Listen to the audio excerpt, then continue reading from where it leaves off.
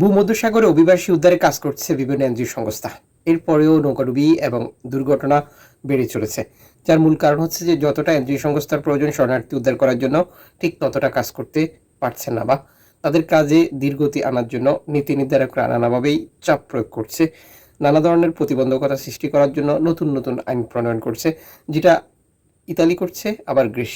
Libyan কোস্টগার্ডকে বর্তমান সময় Greece এবং ইতালি দুই পক্ষই অর্থায়ন করছে, আর যার মূল উদ্দেশ্য হচ্ছে এই অঞ্চলটি ব্যবহার করে শরণার্থী যাতে ইউরোপে না আসতে পারে। গত 24 ঘন্টায় ভূমধ্যসাগর এনজিও সংস্থাগুলো যে কাজ করেছে তার তথ্য শেয়ার করেছে, যা জানাবো এই ভিডিওর মাধ্যমে। নভেম্বর মাসের 1 তারিখ। আপনি নিজে দেখছেন, একজনকে দেখাতে ভিডিওটি শেয়ার করবেন।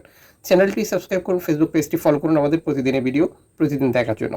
মেডিট্রোনি ভূমধ্যসাগরে কাজ করছে, এক মাইক্রো ব্লগিং সেট এক্সে দেওয়া বার্তা নিশ্চিত করেছে শরণার্থী উদ্ধার করার জন্য আমরা প্রস্তুতি গ্রহণ করে বর্তমান ভূমধ্যসাগরে অবস্থান করছি। শিয়াওয়াজ 5 এক বার্তায় একই ধরনের বার্তা প্রচার করেছে, যারাও শরণার্থী উদ্ধার করার জন্য বর্তমান মাল্টা উপকূলের কাছে অবস্থান করছে। সাধারণত এই অঞ্চলটি ব্যবহার করেই শরণার্থী নৌকাগুলো ইতালিতে আসার পথে বিপদে পড়ে, আর যেখান থেকেই মূলত এনজিও সংস্থাগুলো শরণার্থীদেরকে উদ্ধার করে এবং ইতালি কর্তৃপক্ষ দেওয়ার সিদ্ধান্ত অনুযায়ী তাদেরকে পৌঁছে দেয় নিরাপদ বন্দরে।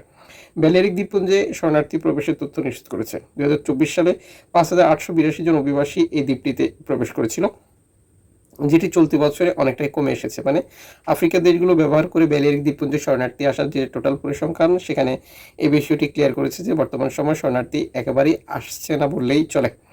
এদিকে ভূমধ্যসাগর ব্যবহার করে ইতালি আসার পথে শরণার্থী মৃত্যু এবং নিখোঁজের বিষয়গুলো নিয়ে এনজিও সংস্থাগুলো মানবিকতার বিপর্যয় হিসেবে দেখছে, বা এই পরিস্থিতি নিয়ে ইউরোপীয় ইউনিয়ন সহ মানবাধিকার সংগঠনগুলোকে আরও বেশি সোচ্চার এবং কাজ করার আহ্বান জানিয়েছে, যাতে করে নৌকাডুবি দুর্ঘটনা ঘটলে উদ্ধার তৎপরতা দুঃখিত বৃদ্ধি পায় এবং অভিবাসীরা সহযোগিতা পায়।